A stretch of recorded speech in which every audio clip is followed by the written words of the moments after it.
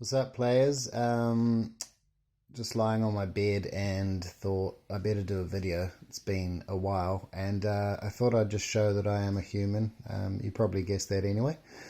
But, full-time job, family, children, lots of things keeping me busy, keeping me tired, and unfortunately meaning that I don't always have loads of energy and as much time to play Flesh and Blood or make videos about Flesh and Blood as I would like. So I thought, bugger it, I'll just lie on my bed and spit a few words at you. But one thing I just wanted to sort of have a little yarn about was the idea of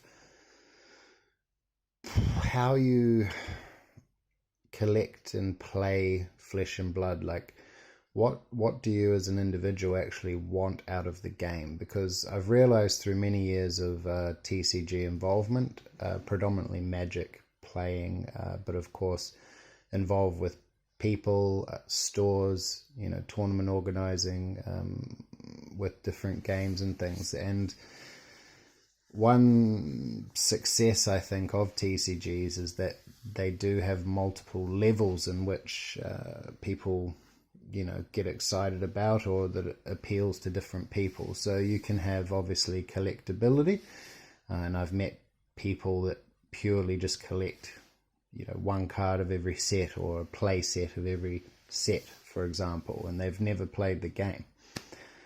Then there are obviously players who just want to play. So, for example, say in Flesh and Blood, they're not interested in holding any cards. They'll just have one favorite deck at a time, or they'll even, meta deck and just borrow off friends, or have like the cheapest version of cards. Maybe just make sure they've got a crew tunic as their staple, a few Majestics. Once they're done with a deck or a tournament, they'll trade those Majestics out to get the next deck's Majestics to play for a month or two. And any prizes and stuff that they win, maybe they just sell them off, or they keep it pretty fluid, right? So minimal investment, or keeping their cards, not having a collection, and purely just doing it to play, which I think is awesome. And sometimes I wish that I could just do that in a way. Cards, booster packs opening all the time, your collection grows quite quickly, and your space decreases in your house. But yeah, and then, there's players that just like it casually, so they might not be playing big tournaments. We just buy a pack here, a pack there. They're not really fussed or foaming at the bit to get their next bit of product. Perhaps you just like to pick up a pack whenever it suits, or your friend drops you one every now and then. Whatever it is, and you just play with your friends at home, at your mate's place, etc., right? And you just play with some commons, or a Crippling Crush in your Bravo deck is like exciting enough for you, and that's cool. That's super awesome.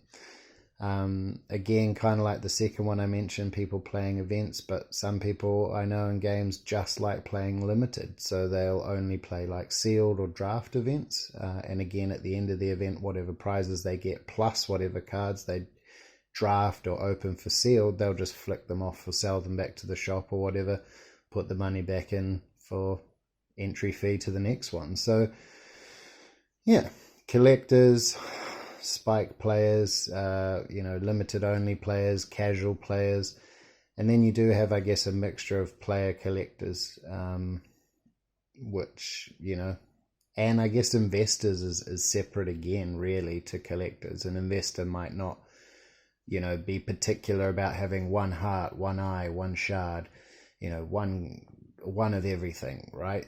Investors will just be like, money, this must be better in the future. I have 17 of these, 3 of these, 11 of these, like whatever. So, and yeah. So I guess you can be a mixture of all different things. It'd be interesting. Put in the comments what sort of player you feel you are, and if that's always been you, or if that's changed at some point, or if you even are working towards wanting to do it differently. It would be really cool to hear about that, and understand what different people are doing out there. If I had to pin myself, I actually I kind of would be a little bit of everything. I'd enter an event regardless of the format, to be honest. Blitz, limited I like to play, and I love classic constructed in Flesh and Blood, and was same for Magic. I'd play whatever. I like collecting, I like mainly my biggest driver or incentive, to collect a set of everything is actually just to play every hero in every deck, right?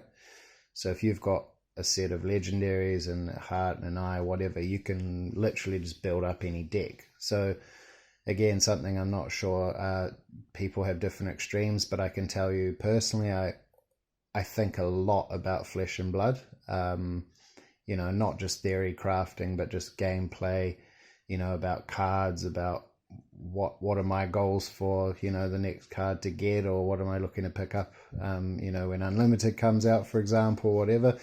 But I'm always thinking, and when I can, when I think up a new deck idea, or, aggro Runeblade, or defensive wizard, or, one turn kill this and that, I can build it up if I have the whole collection, and then play it, straight away the next event locally or whatever, but without having to rely on anyone else. So especially in this game, how it is so far, 8 heroes, relatively new, and a bit more time between sets. Thank you LSS. I'm glad there's not a new set to try and pick up every bloody 6 to 8 weeks. But yeah, it's good to, for me at least, I've felt really encouraged, and kind of something I've wanted to do is just play a bit of every hero and try out different decks and things like that. So that was going to take me on to my next point, or just thing to talk through, is that, have you figured yet, are you someone who has picked a hero already from maybe early days, in the first week or two, you tried a game with Katsu, you played a game with Dorinthia, you had a couple games of Ranger, you had a game with Runeblade, maybe in the first couple of weeks, and then you were like, man, Runeblade's the one, and you've just played Runeblade solidly since that time. I would call you a specialist, or someone, honing in on your one favorite hero. So you'd be like a specialist in your field as a Runeblade player. Another already world famous example of this is dear friend Kale on Bravo. He's a Bravo specialist. I believe you've played other decks, Kale, a bit of Brute here and there, but very much all about the gameplay and different builds and matchups and everything you can think of inside and out for Guardian. And then the other side of the coin, I think, is, maybe a bit of jack of all trades, or, variety is the spice of life. And, personally, my first deck I actually bought and kitted out with a legendary and stuff was Bravo, but soon after my second deck I built was Dorinthia, and then I had some good games with her and really enjoyed the class. Felt close to something like a Delver deck in Magic, where it's like you kind of got this tempo and trying to apply consistent pressure, but also be very, what would you call it, very efficient and clever with your blocking as well.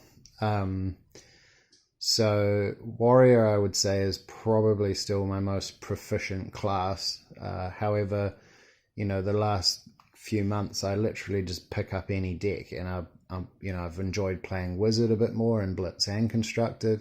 I've been playing, I played Ninja one night, like 3 games in a row, against Brute and something else.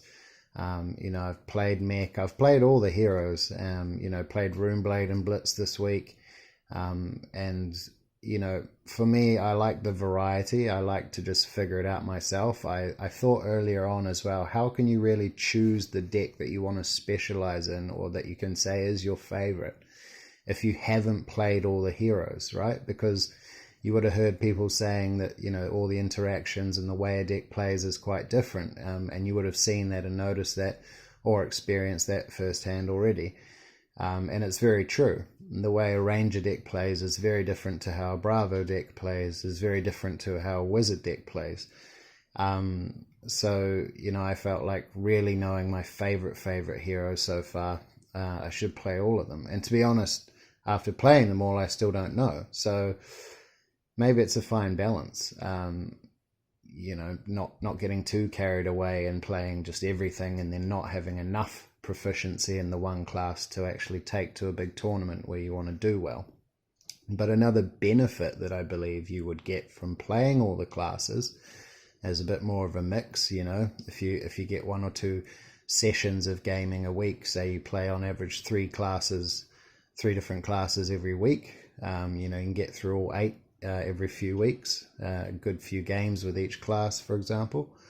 Then when you go to a big tournament, you will be a lot better off in the area of knowing what your opponent is doing. So if they're playing mech, you know what that's trying to do, the objective, what cards you're likely going to see or have to, be aware of blocking or setting up for, etc. If they're playing brute, if they're playing wizard, you're like, I've played all these decks. I know this much more what they're trying to do to me to finish the game or close out the game or steal tempo or just general strategies, right? So that's a big benefit in this game. The benefit of being specializing in one hero to do that, I guess, is a lot more autopilot capability. So once you've played so many reps, it's like muscle memory. You know all the different sort of variations your deck will come out with. You know what the strong combinations are. You'll know what hands are better to block with versus saving to attack. You'll know what cards to pitch, better order of pitching, what to wait for, all that sort of stuff. So yeah, I guess ultimately maybe a bit of both is good. Again, put in the comments. I'm sure there's probably a lot of you just have a balance of both. You've played a few different heroes, or all the heroes, a bit like me, and then found your favorite and play that mostly, but then sometimes try out another deck or have a go with your mate's deck for fun. What am I trying to say? At the end of the day, I think it's about time. So the more time you have, obviously just, play lots of Fab because it's super fun and you'll learn constantly. It's consistent learning. I still pick up interactions and different things, and I've probably played, I don't know, 2,000 games of Fab by now as a random guess. But yeah, so there's no real summing up, but are you a jack of all trades? Do you like variety? Have you played all the heroes quite a bit, and still finding your favorite? Or do you just have a solid favorite, and have had for, a long time? Let me know in the comments. Let me know what you think the pros and cons are of going each way. And we'll see you out there on the battlegrounds soon. Have a great night. Ciao.